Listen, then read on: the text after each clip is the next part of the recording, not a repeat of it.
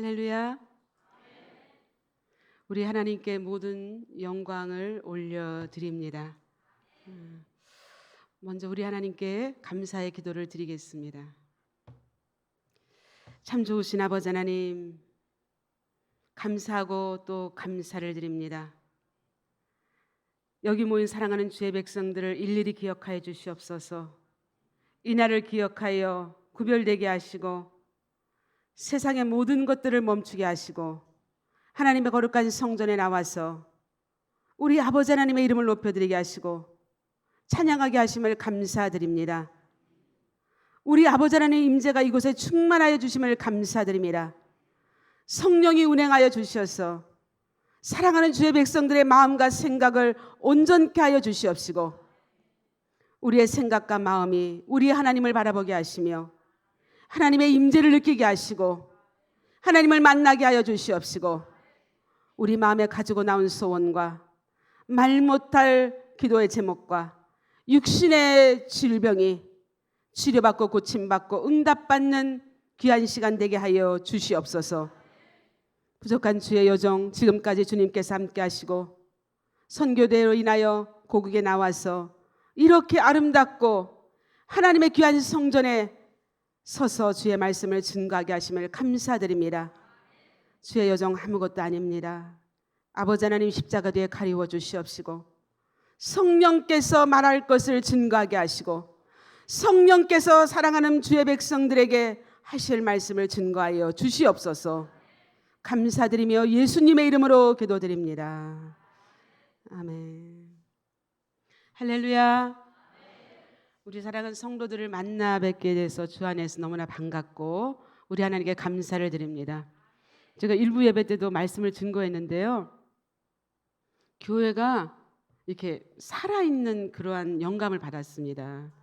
아름답고 우리 성도들의 얼굴이 아주 초롱초롱하니 이렇게 밝게 빛난 모습을 이렇게 보게 됐고 느꼈어요. 성령의 감동을 많이 받았습니다. 그리고 다른 교회에 비해서 아멘 소리를 참 잘하시더라고요. 더 크게 하면 더 좋을 것 같아요. 아멘, 할렐루야. 오늘 설교의 제목의 말씀이 뭔지 아십니까? 네, 예. 오늘 설교 말씀이 풍성한 축복을 받는 비결입니다. 근데 여기에 핵심이 있어요. 핵심이 무엇인지 아시는 분 계세요? 핵심. 아시는 분은 손 들고 큰 소리로. 없습니까? 너무 제가 어려운 질문을 한 것 같으네요. 네, 비결이라는 것이 비결. 토종 비결이 아니고요. 비결. 사업을 잘하는 사람이나 공부를 잘하는 학생이나 비즈니스를 잘하는 사람이나 다 나름대로의 비결이 있다라는 것입니다. 여러분 축복받기를 원하십니까? 예수 믿으면 복 받는 것이 당연한 것이에요. 예수 믿으니까 복을 받는가? 복 받기 위해서 예수를 믿는가? 때로는 헷갈릴 때가 있어요. 그러나 이것도 맞고 저것도 맞아요. 복 받기 위해서 교회를 나오고 예수를 믿어도 그 마음에 성령이 임하시면 하나님의 놀라운 축복을 받는 줄로 믿습니다. 오늘 말씀에 축복을 받는 비결이 나와 있어요. 그래서 여러분들이 정말 정신을 차리고 하나님 말씀에 집중을 하셔야 합니다. 저는 어려서부터 부모님의 신앙을, 믿음을 잘 배우고 성장했습니다. 그러나 청년 시절에는 하나님을 온전히 섬기지 못했습니다. 그래서 형식적이고 습관적이고 주일은 교회 가고 교회 생활에 대해서는 너무나도 잘 알고 있었어요. 그러나 하나님을 인격적으로 만나는 계기가 있었습니다. 그것은 육체의 질병으로부터였습니다. 어느 날 암 진단을 받았어요. 지금은 뭐 시대가 너무나 좋아졌기 때문에 뭐 많은 사람들이 암을 이렇게 병을 진단을 받고 또 고침도 쉽고 했지만 한 20년 전만 해도 암이라 그러면 정말 사람들이 깜짝 놀랄 정도로, 그리고 치료가 그렇게 뭐 가능하지가 않았습니다. 감기 한번 걸리지 않고 저 나름대로 건강에 자신감이 있었습니다. 내가 암이라니 믿기 힘들었어요. 부정하고 싶었습니다. 받아들일 수가 없었습니다. 누가 병들었다, 누가 암에 걸렸다 그러면 그것은 아, 그렇구나, 그런가 보다 하고 저하고는 아무 상관이 없는 그런 남의 일로만 생각했습니다. 병원에 건강검진을 받으러 가서 안 것도 아니고 어느 날 저 스스로 우연히 발견하게 되었습니다. 가슴에 딱딱한 돌덩어리가 있는 것입니다. 너무나 놀랐어요. 이게 뭐지? 그래서 유방암 자가 진단에 대해서 알아보았습니다. 좁쌀만한 것이 만져진다는 것이에요. 근데 저는 좁쌀이 아니라 골프공만 했습니다. 어느 날 돌덩어리가 쑥 하고 올라온 것 같았어요. 너무나 놀라서 어떻게 해야 될까? 미국은 한국하고 달라서 금방 이렇게 결과가 나오질 않습니다. 어떤 것은 한 달, 때로는 2달 이렇게 오랜 시간이 걸려요. 그래서 기다릴 수가 없어서 보건소를 찾아갔어요. 그때 보건소에 감리교 사모님이 간호사로 일을 하고 있었어요. 근데 그 사모님은 워낙 많은 사람들을 이렇게 진료하기 때문에 만져보면 알아요. 만져보고 이거 1기다, 2기다, 3기다 뭐 전문인이 다 된 분이셔요. 근데 저를 진찰을 하더니 어떻게 이 정도가 될 때까지 계셨어요? 아프지 않으셨나요? 그러는 거예요. 그 말을 듣는 순간 눈물이 활칵 쏟아졌습니다. 아무런 느낌도 감정도 없는데 눈물이 흐르는 것 여러분 아시나요? 사람이 충격을 받으면 혀가 굳어서 말이 안 나옵니다. 목이 메이고 소리 없이 눈물이 수돗물 틀어놓은 것처럼 막 쏟아지는 것이에요. 무엇을 어떻게 해야 할지 아무런 생각이 나질 않습니다. 앞이 캄캄하다는 것을 그때 경험하였습니다. 그러나 한 가지 생각나는 것은 오직 예수님 한 분만이 생각이 나더라고요. 왜냐? 저는 어려서부터 신앙생활을 교과서처럼 배우고 자랐습니다. 저희 부모님이 여의도 순복음교회 당시 조윤기 목사님의 그 영성과 말씀과 기도와 가르침으로 평범한 부모님이셨지만 똑같이 가정예배를 한 번도 빠진 적이 없으셨습니다. 그러한 어머니의 기도와 어머니의 신앙이 제 뱃속에서부터 솟아오르기 시작했어요. 예수님이 생각이 났습니다. 그리고 나의 죄의 결과구나.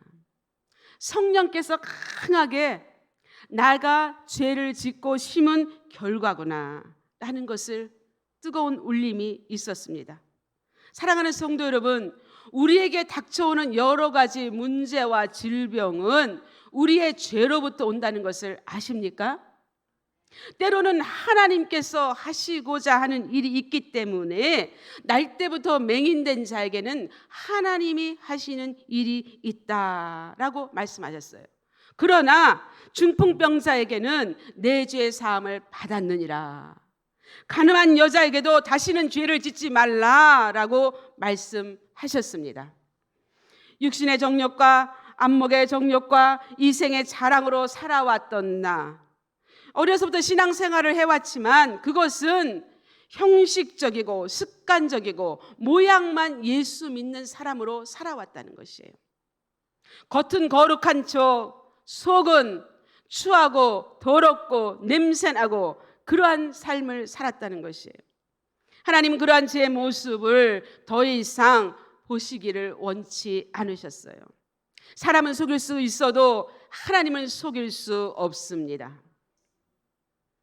얼마나 마음이 괴롭고 얼마나 인생이 내가 이러려고 살아왔던가.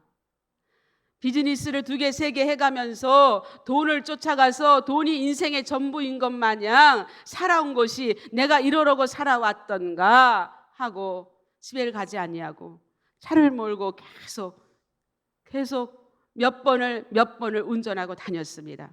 그리고 집에 돌아와 방에 들어가서 그저 눈물이 흐르는 것이에요. 그리고 주님을 찾았어요. 살려달라고 하지 않았어요. 내가 나를 너무나 잘 아니까, 내 죄가 너무나 크니까, 내가 나를 봐도 너무나도 끔찍할 만큼 죄 덩어리이기 때문에 그저 주님 하고 불렀습니다. 그러는 어느 날 예수님이 저를 찾아오셨어요. 예수님의 그 찬란한 빛 가운데에 저의 죄가 다 낱낱이 드러났습니다. 한순간에 다 드러나는 거예요. 제가 알지 못하는 것까지, 제가 생각지 못했던 것까지.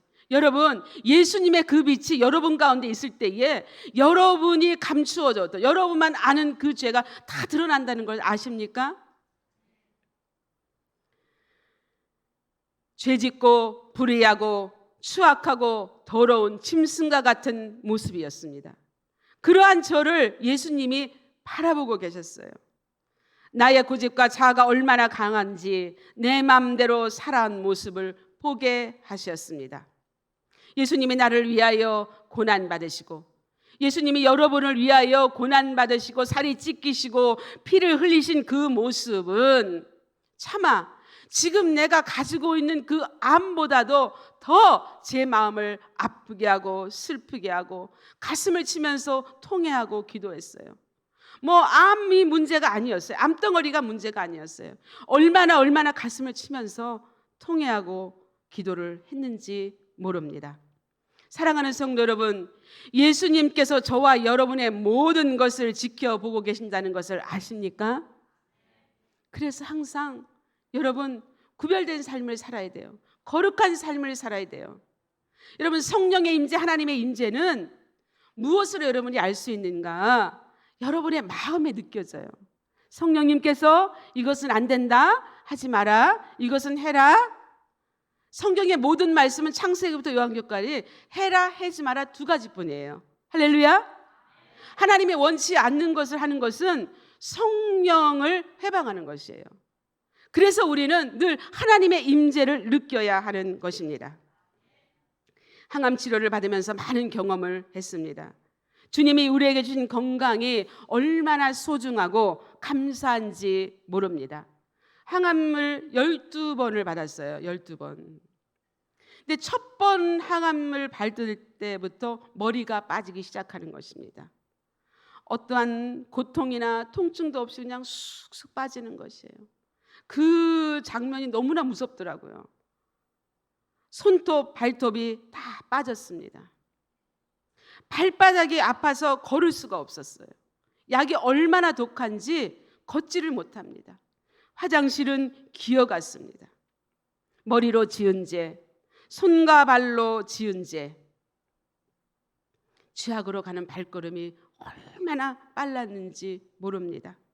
그렇게 살아와 봤자 결국 얻은 것은 병이요, 물질은 하나님이 하고 부르니까 한순간에 먼지처럼 사라졌습니다. 그것이 인생입니다. 철저하게 회개하였어요. 매일매일 1년, 2년, 3년, 4년, 여러분, 우리에게, 인간에게 죄가 얼마니 떡지 굳어 있는지 아십니까? 여러분, 회개 많이 하셔야 돼요. 회개 많이 하셔야 돼요. 저는 5년을 회개했어요. 근데 어느 날 제가 우리 대한민국의 유명하신 목사님들 제가 설교를 듣게 됐는데, 명성교회 김삼환 목사님은 중학교 5학년에 새벽 예배를 가서 그렇게 회개를 했대요. 중학교 5학년이 죄를 지면 얼마나 지었겠어요. 그 말이 제게 확 오더라고요. 맞구나. 여러분이 기도할 때 여러분이 지금 회개의 눈물인지 아니면 은혜의 눈물인지 감사의 눈물인지 현재나 장래나 하나님이 주실 감사가 있는지 그러한 눈물의 기도가 있을 줄로 믿습니다. 하나님의 말씀을 읽어 내려가기 시작했어요. 말씀으로 만물을 창조하신 하나님, 말씀이 육신에 우리 가운데 오신 예수님, 생명의 말씀이 저의 암을 치료하기 시작했습니다. 말씀 한자 한자가 얼마나 맛있고 달고 진리인지 그때 알았습니다. 시편 110편 103절 말씀에 주의 말씀의 맛이 내게 어찌 그리 단지요 내 입에 꿀보다 더하니이다. 할렐루야. 67절 말씀에는 고난당하기 전에는 내가 그릇 행하였더니 이제는 주의 말씀을 지키나이다. 하나님의 말씀이 치료의 광선을 나타내서 저의 병을 치료하기 시작했습니다. 죄의 허물로 얼룩진 나의 못난 인간을 주님께서 치료하셨습니다. 하나님 말씀 한자 한자를 읽어 나갈 때마다 눈물을 뚝뚝뚝 떨어지면서 울면서 성경을 읽었습니다. 말씀 한자가 이렇게 크게 저에게 다가오는 것이었습니다. 그 말씀이 생명이 되어 저를 새롭게 하셨습니다. 그리고 주님은 저를 생명수 강가로 인도하셨습니다. 그 생명수 강가는 너무 그 아름다움과 황홀함은 말로 다 표현하기가 어렵습니다. 사람의 말로는 우리가 최대한 대로 말할 수 있는 건 아름답다, 황홀하다. 그러나 우리의 생각은 한계가 있다는 것이에요. 꽃을 봐도 아름답다. 한국에는 봄, 여름, 가을, 겨울이 있죠. 그 모든 아름다운 것도 인간이 보기에는 아름다운 것입니다. 그러나 천국은 그거와도 비교할 수 없다라는 것입니다. 사도 바울이 셋째 하늘에 이끌려 갔을 때 말로 표현할 수 없는 사람이 가히 이르지 못할 말이로다 말씀하셨어요. 요한계시록 22장 1절과 2절 말씀에 수정같이 맑은 생명수 강으로 인도하셨습니다. 주님은 저를 그 생명수 강가에 저의 몸을 완전히 담그셨습니다. 제가 병을 고침받고 어느 날 요한계시록 이 마지막 장 22장을 읽을 때에 놀라지 않을 수 없었습니다. 왜냐? 정말 그 생명수 강가는 하나님의 보좌로부터 흘러내려오는 그 한가운데서부터 흘러내리는 물이었습니다. 그 강은 너무나도 수정같이 아름다웠어요. 우리가 깨끗한 물을 마시고 그것도 깨끗하고 청정수 물이다 하지만 그것과는 비교할 수가 없습니다. 그 옆으로 아름다운 수정같이 빛나는 보석과 황금과 모든 아름다움은 그 무엇으로도 표현하기가 어렵습니다. 이 세상에서 아무리 최고로 좋은 것으로 누리고 먹는다 해도 예수님이 저와 여러분을 위하여 예비하신 것은 그 무엇과도 비교할 수가 없습니다. 그래서 염려하고 걱정할 필요가 없습니다. 생명 대신 예수님만 있으면 모든 것을 주님이 책임져 주시고 먹을 것과 입을 것과 필요한 모든 것들을 공급해 주십니다. 오늘 말씀에서 내가 생명의 떡이라고 말씀하셨어요. 35절 말씀에는 예수께서 이르시되 나는 생명의 떡이니 내게 오는 자는 결코 줄이지 아니할 터요 나를 믿는 자는 영원히 목마르지 아니하리라. 예수님만이 우리가 살아가는 생존 세계에서 생명이 되시기 때문에 예수님께로 오는 자는 배고프지도 아니하고 목마르지도 아니한다라는 것입니다. 할렐루야. 우리가 살아가는 데 필요한 모든 것을 공급하시고 채우시고 풍성할 주시는 축복을 주시는 분이 예수님이 되십니다. 말씀이 우리를 새롭게 하고 말씀이 기적을 만들고 풍성한 축복을 가져옵니다. 인간의 방법에 생존이 아닌 예수님으로 살면 예수님이 모든 것을 책임져 주십니다. 부족한 종은 그때부터 지금까지 주님이 함께 하시고 주님께서 모든 것을 책임져 주셨습니다. 생명을 살려주셨는데 이보다 더 귀한 것은 어디 있습니까? 아무것도 없어요. 예수님 한 분만 있으면 감사했어요. 그리고 주님은 축복이 아닌 고난으로 인도하셨어요. 고난도 감사했어요. 여러분 살아있는 것만 해도 감사한 거예요. 할렐루야. 주님이 쓰시기 위하여 광야의 훈련이 필요했던 것입니다. 복음성가에 이런 가사가 있어요.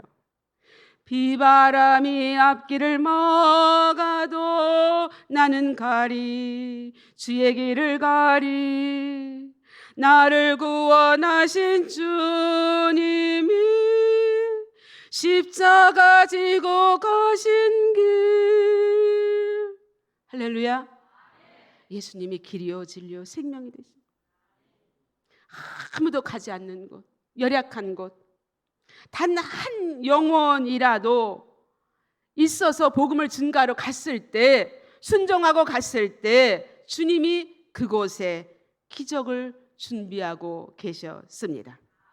그때나 지금이나 주님은 저를 홀로 두지 아니하시고 함께 하시고 도우시고 인도하여 주셨습니다. 저는 이민 목회를 하는 선교사입니다. 그러니까 미국으로 이민 가신 지 아주 오래되신 분들. 그러니까 제가 있는 곳은 정말 사막이에요. 사막. 텍사스 하시면 좀 기억나시는 게 있죠. 황량하고 서부의 영화에 나온 것처럼 모자를 쓰고 말을 타고 다니고 그런 곳이에요. 근데 이제 미국에 온 지 오래된 분은 50년, 40년, 그러니까 지금 계시는 분들이 다 연로하신 노인분들입니다. 근데 그분들이 얼마나 저를 저야 딸 같으지요. 언니 같은 분들이고 나이가 많으시니까. 근데 저를 엄마라고 생각을 해요. 엄마. 때로는 힘들고 어려워서 한국으로 갈까 이런 생각도 하지만 그 한 영혼 한 영혼을 생각하면 정말 제가 거기를 떠날 수가 없어요. 근데 그러한 이민 목회 사역을 하는데 한 번은 제가 그 알칸사스라는 곳에서 목회를 하고 있었을 때입니다. 그 지역은 샘스, 월막, 창시자가 사는 곳이에요. 근데 교회에 한 분 장로님이 계셨어요. 근데 그 장로님이 얼마나 저를 힘들게 하는지 몰라요. 장로님자까지도 붙이고 싶지 않을 정도로 와라 가라, 목사를 와라 가라 이럴 정도예요. 그러니까 본인이 하나님이야. 근데 왜 그분이 그럴 정도였냐면 물질이 너무 많은 거예요. 있는 거라고는 돈밖에 없고 있는 거라는 땅이요, 건물이요. 그래서 한국인들에게 임대를 주어서 그걸로 비즈니스 사업을 하고 계속 이제 그런 일을 하세요. 그래서 꽃 하나, 화분 하나라도 이렇게 하면 그 장로가 원하는 그 자리에 놔야 돼. 하나님이 허락을 받고 목사의 허락을 받고 하는 게 아니라 장로님이 원하는 대로. 너무 여러 가지로 얘기하기는 너무 길지만은 그래서 하나님께 기도를 드려서 하나님 어떻게 해야 되나요? 너무나 많이 이것저것 처음부터 끝까지 모든 것이 순서가 제대로 신앙생활을 체계적으로 하신 분이 아니더라고. 근데 어느 날 하나님께서 제게 사인을 주시는 거예요. 근데 그 사인을 받았을 때는 제가 너무나 놀랐어요. 주님 왜 저에게 이런 사인을 주시는가. 그리고 저의 마음을 강팍하게 해서 교회를 사임하게 하시더라고요. 그래서 이거 정말 저는 가진 것도 없고 제 스스로 저는 교회를 사임하겠습니다. 장로님이 가시질 않으니까 제가 사임을 하겠습니다. 교통비 한 번 안 받았어요. 가진 건 아무것도 없어요. 주님이 주시는 대로 먹고 입고 쓰고 자동차도 없었습니다. 미국에서 차는 발이에요. 도시와 달리 시골은 버스도 없고 아무것도 없기 때문에 차가 없으면 갈 곳이 막막한 거예요. 그러나 하나님을 바라보고 하나님이 하시는 일을 보게 되었습니다. 왜? 제가 힘들고 어렵고 아무런 고통받을 때 하나님께서 모든 물질도 다 걷어가셨습니다. 여러분 돈이라는 것은요 종이에 불과하더라고요. 제가 그 돈을 쥐고 있을 때 그게 돈인데 하나님 모든 걸 가져가시니까 그것이 종이 조각으로 보이더라고요. 그러나 그때 1원 한 장 없어요. 정말 1원 한 장 없어요. 지금도 생각하면 어떻게 그 시간을 지내왔는지 모르겠어요. 주님이 다 책임져 주시고 주님이 다 공급해 주시고 그러한 믿음에 강한 믿음이 있어서 하나님이 일하실 거야. 하나님이 하시는 일을 바라보게 됐어요. 근데 어느 날 전화가 왔어요. 전화가 온 데는 여의도 순복음교회 북미 선교국에서 전화가 왔어요. 그때의 그 북미 선교회의 회장이 장영선 장로님이십니다. 전화가 와서 선교사님 어느 분이 이렇게 찾아왔는데 기도를 하면 성령께서 자꾸 이분에게 강력하게 베게스터 선교사를 도우라고 한다는 거예요. 전 너무 깜짝 놀랐어요. 그쪽에서 지금 저의 형편을 알까요, 모를까요? 전혀 모르는 거예요, 전혀. 너무 놀랍고 하나님 앞에 눈물이 흘리고 감사하고, 제가 어느 분이세요? 뭐 하시는 분이세요? 이름이 뭐예요? 물어봤더니 그거는 알려줄 수가 없대요. 그분이 철저하게 비밀로 했기 때문에 알려줄 수가 없다는 거예요. 여자분이라는 것밖에 모르는 거예요. 그분이 자기 이름으로 저에게 선교 후원을 한 것이 아니라 선교국을 통해서 선교국에서 저한테 선교 후원을 지속적으로 계속 보내왔어요. 이름도 몰라요. 성도 몰라요. 여자분이라는 것밖에 모르는데 그걸 놓고 얼마나 하나님한테 기도했는지 몰라요. 하나님은 살아계십니다. 할렐루야. 하나님은 여러분에게 아무도 없을 때 까마귀를 통해서라도 하나님은 여러분의 필요를 공급해 주시고, 사랑하는 성도들 고와 같이 버려두지 아니하시는 것을 믿으시기를 바랍니다. 아멘. 그리고 그 뒤 한 해 1년이 지나서 제가 제일 가고 싶은 곳이 선교국이었어요. 누군지 보고 싶었기 때문에 찾아갔어요. 근데 장영선 장로님 사모님이 제 손을 붙잡으면서 선교사님, 그분의 집에 겹경사가 났어요. 그러는 거예요. 제가 그 얘기를 들었을 때 얼마나 감사했는지 몰라요. 하나님 축복해 주셔서 감사합니다. 은혜 베풀어 주셔서 감사합니다. 제가 할 수 있는 것은 기도밖에 없는데, 그러면서 거기 선교 회원들까지 난리가 났어요. 왜? 그분이 그렇게 말없이 은밀하게 자기를 드러내지 아니하고 선교했을 때 그 가정과 그 사업과 모든 것에 넘치도록 축복을 받았기 때문에 회원들까지도 그것이 영향이 간 거예요. 은혜가 되고. 그러니까 어떠한 축복을 받았냐면 4가지 축복을 받았습니다. 첫 번째는 남편이 구원을 받았어요. 남편이 사업을 하기 때문에 교회를 가지 아니하고 아내 되시는 분이 늘 그거를 놓고 기도했던 것이에요. 그런데 남편이 어느 날 부인이 교회 가자고도 하지도 않았는데 스스로 아침에 일찍 일어나서 씻고 옷을 차려입고 교회의 장로, 권사님, 안수 집사님보다도 더 평신도 남편이 제일 앞자리에 나와서 예배를 드린다라는 것이에요. 할렐루야. 그리고 이분이 하는 사업이 하나님이 축복하셔서 제2호점을 내게 됐어요. 그때는 김포에 사업장이 있었는데 지금은 파주로 사업장을 늘려서 이렇게 우리 그 상표 있죠, 상표. 콜라를 마신다거나 간장병, 참기름병에 붙어있는 그 상표 있죠. 그거를 하는 사업이었어요. 그것이 하나님 축복해서 제2호점을 내게 됐습니다. 세 번째는 딸과 아들이 있는데 딸이 결혼 정년기라 믿음의 좋은 배우자를 위해서 이분이 기도했어요.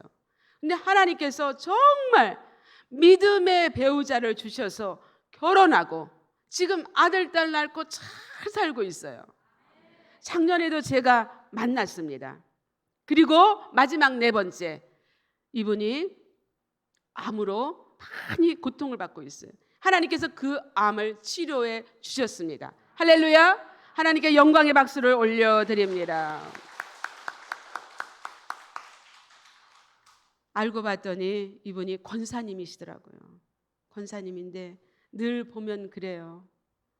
선교대회 때서 만나면 선교사님, 저는 한 게 아무것도 없습니다. 사실 우리는 신앙생활하면서 자신을 드러내려고 하지 않습니까? 자신의 목소리를 높이려고 하지 않습니까? 내 주장을 말하려고 하지 않습니까? 그러나 우리는 먼저 하나님께 묻고 하나님의 음성을 듣고 이것이 하나님의 기뻐하시는 건가를 먼저 생각해야 될 줄로 믿습니다. 이 권사님은, 선교사님, 제가 한 것은 아무것도 없습니다. 아주 가장 적은 것을 심은 것뿐입니다. 할렐루야. 드리고 나누면 풍성한 축복이 있습니다. 오늘 말씀에 어린 아이의 도시락은 자기가 먹기에도 부족했어요. 그러나 불평하지 않았어요. 아마도 그의 어머니에게 예수님이 어떤 분이라는 것을 배웠던 것 같습니다. 일부분을 제하여 드린 것도 아니고 전부를 예수님께 드렸을 때 예수님께서 기적을 나타내시고 그곳에 풍성한 축복이 있었던 것을 오늘 성경에 나타나 있습니다. 우리가 많이 들었듯이 록펠러라는 사람을 많이 아실 것입니다. 석유의 왕이라고 불리는 이 록펠러는 세계적인 부자입니다. 그러나 그는 초등학교 4학년 중퇴가 전부입니다. 신문 배달을 했습니다. 공장 생활을 했습니다. 그리고 53세에 중병으로 걸려서 5년을 넘기기 어렵다고 의사가 말했지만은 그는 그때부터 전 재산을 정리하고 나누고 선교와 구제 사업에 앞장서서 일했습니다. 53세에 죽는다고 하였는데 99세까지 장수하였습니다. 록펠러가 세계적인 부자로 성공하고 위대한 신앙의 위인으로 이름을 남긴 것은 그의 어머니의 간절한 유언 때문이었습니다. 10가지의 유언이 있는데 우리 자막을 띄워주시면 함께 읽겠습니다. 그 10가지 중에 8번째가 첫째, 하나님을 친아버지로 섬겨라. 함께 합니다. 목사님을 하나님 다음으로 섬겨라. 오른쪽 주머니에는 11조를 넣어둬라. 원수를 만들지 말라. 예배를 드릴 때는 항상 앞자리에 앉아서 드려라. 매일 아침마다 그날의 목표를 세우고 하나님께 기도하라. 잠자리에 들기 전에는 반드시 하루를 반성하고 기도하라. 남을 도울 수 있을 때에는 힘껏 도우라. 주일 예배는 꼭 본교에서 드려라. 아침에는 제일 먼저 성경을 읽어라. 할렐루야. 여러분, 하나님의 말씀대로 순종하며 지켜 행할 때에 하나님께서 여러분의 삶을 통하여 놀라운 축복을 허락하여 주실 줄로 믿습니다. 주님께 받은 은혜와 축복을 나누면 풍성한 축복이 있습니다. 신명기 15장 10절과 11절에 보면 너는 반드시 그에게 줄 것이요 줄 때는 아끼는 마음을 품지 말 것이니라 그랬어요. 아끼는 마음을 품지 말라. 인색하게 살지 말라는 것입니다. 내 하나님 여호와께서 내가 하는 모든 일과 내 손에 닿는 모든 일에 내게 복을 주시리라. 땅에는 언제든지 가난한 자가 그치지 아니하겠으며 곤란한 자와 궁핍한 자에게 내 손을 펼지니라. 손을 펴라는 것이. 여러분, 손에 쥐고 있으면 손이 아플까요? 안 아플까요? 손이 아파요. 여러분이 손에 쥐어봤자 여러분의 손만큼밖에 줄 수밖에 없는 거예요. 오늘 말씀에 내 손을 펴라. 하나님이 기뻐하시는 착하고 선한 일을 많이 하시기를 축원드립니다. 감사할 때 풍성한 축복이 있습니다. 오늘 말씀 예수님께서 축사하셨다고 했어요. 영어를 보면 give thanks 이렇게 나와 있어요. 감사했다는 거예요. 감사를 드렸다는 것입니다. 할렐루야. 성숙한 믿음의 사람은 자나깨나 감사하는 사람입니다. 여러분이 지금 호흡하고 있는 것만 해도 감사해야 됩니다. 숨을 쉬고 있는 것, 살아있다는 것이에요. 생명을 유지하는 것, 이곳에 지금 이 자리에 공기가 있어요. 그 공기를 누가 주세요? 하나님. 하나님이 산소와 질소를 적당하게 해서 우리가 숨을 쉴 때 산소를 마시는 거예요. 믿습니까? 공기를 돈을 내고 마셔야 한다면 그 가치와 액수는 측량할 수가 없어요. 여러분, 측량할 수 없는 거예요. 그래서 항상 범사에 감사드려야 합니다. 저는 하나님께서 3가지를 보여주셨어요. 첫째는 생명수 강가로 인도하셔서 그 아름다움과 천국이 있음을 보여주셨습니다. 그리고 이 땅에 살면서 인색한 사람이 죽으면 가는 곳을 보여주셨어요. 그리고 저 자신에게 질문했습니다. 왜 저에게 그런 모습을 보여주신지 이해가 안 갔어요. 왜냐? 저는 원래 베풀고 사는 성격이에요. 항상 제 거를 쥐거나 뭐 물질이 있거나 없거나 제가 할 수 있는 최선을 하는 그런 성격입니다. 여기 증인이 있어요. 누군지 아시죠? 여러분, 저와 여러분을 가장 잘 아시는 분이 누구세요? 하나님. 하나님이 저와 여러분을 첫 번째로 가장 잘 아십니다. 그리고 가족과 형제가 잘 알지요. 그래서 숨길 수 없는 거예요. 그래서 가족과 형제 전도가 구원이 아마 제일 힘들 것입니다. 그 인색한 사람이 가는 그곳은 제가 표현하기로는 그 표현을 우리말로 어떻게 할 수가 없어요. 너무나 비참하고 너무나 처절하고 그 넝마라고 하면 어쨌든 제가 한국말 잘 넝마 아시죠? 넉마. 오래되신 연령분단 그 넝마, 거지 같은 넉마, 말할 수 없는 넉마. 그곳에 그 본인 몸 딱 하나 들어갈 만한 그러한 아주 남노하고 허름한 그곳에 들어가요. 그곳에 지금 제가 여러분이 이렇게 말해서 그것은 볼 수가 없어요. 너무나 비참해. 볼 수가 없어요. 저는 여자 목사고 우리 여의도 순복음교회 북미에서 또 우리 그 지방에서 여자 목소로는 아마 제가 가장 취약하고 어렵고 도움을 받아야 할 그럴 형편에 있는 목사입니다. 코로나로 인해서 우리 성도 여러분들이 보내주신 그 후원을 잘 받았습니다. 감사합니다. 그러나 저는 도움받으려고 하지 않습니다. 왜? 하나님이 여러분의 아버지, 나의 아버지가 되시기 때문에요. 믿습니까? 그래서 걱정하면 안 돼요. 여러분, 삶을 살아가면서 오늘은 무엇을 할까? 내일은 무엇을 할까? 앞으로의 계획을 어떻게 할까? 다 하나님이 인도해 주십니다. 오늘 하루의 일만 여러분 하나님과 관계에서 좋은 관계를 맺으셔야 돼요. 하나님이 다 책임져 주시고 무엇을 검성하십니까? 저는 아무런 고생한 거 외에도 위경련으로 많이 아팠어요. 밤이 무서웠어요. 왜? 위경련이 밤에 오잖아요. 아파본 사람은 아실 거예요 아마. 항암 치료해서 그 암으로 고통받은 것보다 위경련이 더 아팠어요. 더 고통스럽고 밤만 되면 변기통을 붙잡고 말도 못하게 고통스럽게 고통했어요. 또 관절로 많이 아팠습니다. 한쪽 다리가 풍선처럼 부어올랐어요. 다리를 끌고 다녔습니다. 여러분, 우리 몸이 병들면 육체는 아무것도 아니에요. 그저 막대기에 불과합니다. 제가 의료보험이 있어서 병원에 갈 수 없는 그런 형편이었어요.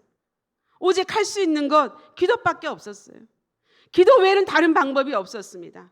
그러나 하나님이 다 치료해 주시고 고쳐주셨습니다. 할렐루야. 여러분이 저를 볼 때 고생한 사람처럼 보입니까? 병으로 고통받고 암으로 고통받던 사람처럼 보입니까? 우리 하나님은, 좋으신 우리 하나님은 그렇게 하지 않는다는 거예요. 예수 믿는 것은 받은 증거 많도다. 할렐루야. 우리 여러분의 삶에 받은 증거가 많으시기를 축원드립니다.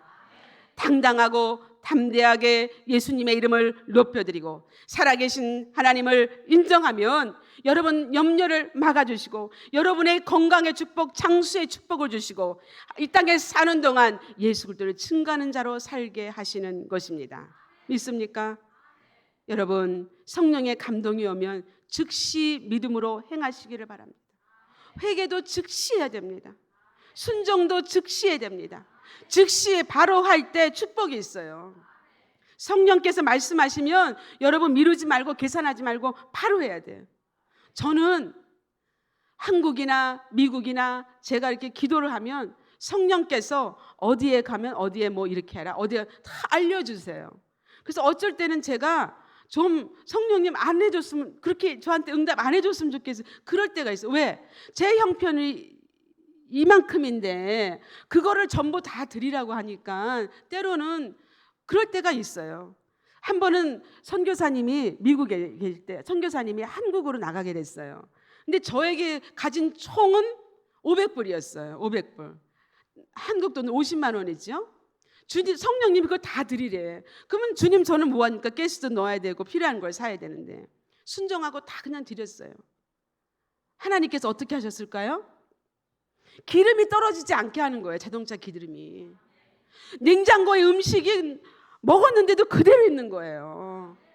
이거 제가 이런 얘기를 하면 1차원적인 거지만은 사실 우리는 1차원적인 생각과 생활이 하나님은 4차원으로 영상하는지 믿습니다. 그래서 여러분, 나중에 해야지 하고 미루면 축복은 더디 오는 거예요. 회개도 즉시 해야 됩니다. 미루면 죄를 깨닫지 못하고 마귀와 귀신의 노예로 살아가는 것이에요. 순종도 즉시 안 하면 마음에 교만이 들어오는 것입니다. 여러분, 믿음의 조상 아브라함이 아들 이삭을 번제로 드릴 때에 즉시 순종했어요. 창세기 22장 3절에 아침에 일찍 일어나 이렇게 말씀하신, 일찍 일어나 하나님이 말씀하신 대로 순종했다는 것이에요. 달란트 비율을 보십시오. 5달란트 받은 사람, 2달란트 받은 사람 바로 갔다고 그랬어요. 그러나 1달란트 받은 사람은 어땠어요? 땅에 묻어뒀다고 그랬어요. 우리 사랑하는 성도 여러분, 순종에서나 헌신에서나 충성에서나 봉사에서나 언제나 즉시 바로 하시기를 축원드립니다. 말씀을 정리하겠습니다. 인간의 방법인 나의 생각과 나의 방법이 아닌 생존이 아니라 예수님의 생명을 사시기를 축원드립니다. 그리할 때 축복이 있어요. 제가 사는 곳은 미국과 멕시코 이렇게 국경이에요. 그래서 차로 이렇게 아시죠? 여러분 뉴스에서 봤지 알죠? 이렇게 쳐놓은 거. 그거를 늘 보면서 이렇게 다녀요. 그러면 그 멕시코를 보면 정말 비참하리 막히게 가슴이 아파요. 어느 정도냐면 우리나라 70년대 사실 우리 대한민국이 축복받은 것은 얼마 안 돼요. 아시죠? 그만큼 예수 믿는 사람이 많고 기도하는 사람이 많고 해서 하나님이 축복해 주시는데, 양철 지붕을 아시나요? 혹시 양철? 우리나라에도 옛날에 양철 지붕이 있는 거 제가 알고 있어요. 멕시코가 아직도 그렇게 살아요. 다 비포장입니다. 근데 제가 그거를 보면서 느끼는 게 있어요. 왜 미국은 한쪽은 축복이고 잘 사는 나라고 먹을 것이 너무 많아서 버리는 쓰레기가 많고, 여기는 먹을 것도 가난 없고 그냥 미국으로 건너오려고 죽음을 무릅쓰고 장벽을 넘잖아요. 그 아래는 리오그란데 강이 있습니다. 그 강이 그렇게 깊지는 않지만 그래도 건너가는 거 보면 정말 총으로 쏴서 죽이고 그럴 정도예요. 미국을 하나님께서 왜 세계적인 부자로 강한 나라로 했는가? 청교도의 신앙으로. 청교도인들이 신앙의 자유를 찾아 죽으면 죽으리라 생명 되신 예수님의 하나님의 말씀으로 뿌리를 내려 미국이 든든히 세워진 줄로 믿습니다. 그러나 멕시코는 어땠어요? 황금을 찾아간 거, 황금을. 멕시코로 황금을 찾으러 가자 그랬지만 황금을 찾았나요? 거기는 가난과 저조와 질병과 아픔뿐인 것입니다. 물질을 따라 스스로 생존하라 했지만 예수님 없는 삶은 늘 가난과 질병과 굶주림 뿐입니다. 아시아 여러 나라를 보십시오. 필리핀, 베트남, 캄보디아, 하나님께서 이미 그 땅에 복을 주셨어요. 1년에 3번 벼농사를 합니다. 비가 안 와도 바나나가 주렁주렁 납니다. 그러나 왜 가난합니까? 예수님이 없기 때문에. 할렐루야. 가난을 운명으로 생각하고 목탁을 두드리며 사는 것이 그곳이에요. 그래서 우리가 기도하고 전도하고 선교하고 그들의 영혼을 위해서 우리는 많이 기도해야 될 줄로 믿습니다. 성도 여러분, 모든 인간에게 믿는 사람이나 믿지 않는 사람이나 똑같이 주어진 것이 3가지가 있습니다. 그 한 가지는 시간입니다. 모든 사람에게 하루 24시간은 똑같이 주어졌다라는 것이에요. 그 다음에는 늙는다는 것이에요. 안 늙는 사람이 있어요? 다 늙습니다. 여러분, 마이클 잭슨이 돈이 많고 죽음이 두려워서 안 늙으려고 온갖 의약품에 온갖 신선한 것을 다 했잖아요. 그러나 그가 몇 살에 죽은 줄 아세요? 50에 죽었어요. 50에. 다 늙는다는 것입니다.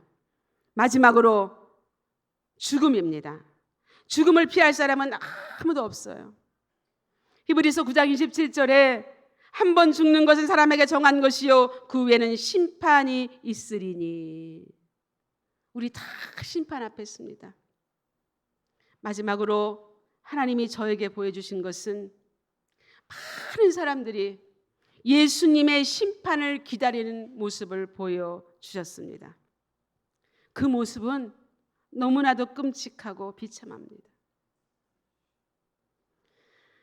공포로, 두려움으로 벌벌 떠는 모습은 볼 수가 없었어요. 저는 보지 않았어요. 고개를 돌렸어요. 그리고 울었습니다. 지금도 그 생각을 하면 가슴이 아파요. 여러분, 구원은 믿음으로 받습니다. 그러나 상급은 행함으로 받는 거예요. 할렐루야.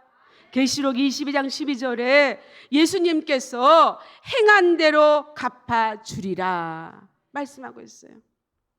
우리 사랑하는 성도 여러분들이 예수님께 받은 그 사랑과 축복과 여러분의 귀한 생명 주신다는 걸 생각하면 우리는 생명 바쳐서 일해야 돼요. 생명 바쳐서 복음을 위해서 예수 그리스도의 사랑을 증거하고 우리가 선교 가지는 못하지만 이곳에서 선교하며 그들의 영혼을 구원해 줄 줄로 믿습니다. 예수님은 우리들에게 심고 거두는 법칙을 가르쳐 주셨습니다. 심는 대로 거두는 것, 그것을 우리에게 가르쳐 주셨어요. 그래서 억지로나 인색한 마음으로 우리가 하면 안 되는 거예요. 여러분의 심은 만큼 거둔다는 것이에요. 항상 순종하여 드리는 성도 되시기를 축원드립니다. 이사야서 1장 19절 말씀에 너희가 즐겨 순종하면 땅의 아름다운 소산을 먹을 것이요 그랬어요. 이 땅의 모든 좋은 것, 풍성한 것, 좋은 것 주신다는 거예요. 즐겨 순종하면 그것이 곧 풍성한 축복을 누리는 삶인 줄로 믿습니다. 마지막으로 항상 범사에 감사하시기를 축원드립니다. 오늘 말씀 5천 명이 먹고 남은 것이 12바구니가 남았다 말씀하고 있어요. 남자만 5천 명이에요. 마가복음에는 남자만 5천 명이 먹었다고 그랬어요. 여자와 아이들을 하면 뭐 2만 명, 3만 명이 됐겠죠. 그런데 여기 숫자를 보십시오. 10이라는 숫자는 여러 가지 의미가 있습니다. 10이라는 숫자는 완전수를 말씀하는 거예요. 이스라엘이 지파가 몇 지파예요? 12지파. 예수님의 12제자. 새 예루살렘의 문 12문. 1년은 12달. 1년 12달 항상 주님께 감사합니다. 감사합니다. 그저 감사합니다. 아침에도 일어나서 먼저 감사하고 잠자리에 들 때도 항상 우리가 감사하고 하나님 몸된 교를 감사함으로 충성하고 헌신하면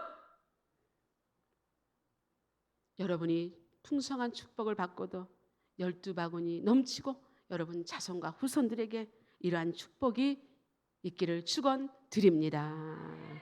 말씀을 생각하시면서 기도하시기 바랍니다. 아버지 하나님, 제가 지금까지 믿음으로 살아왔지만 나의 인간의 방법으로 생존으로 살아왔습니까? 생명 대신 예수님으로 살아왔습니까? 감사한다고 하면서도 감사하지 못한 게 있습니까?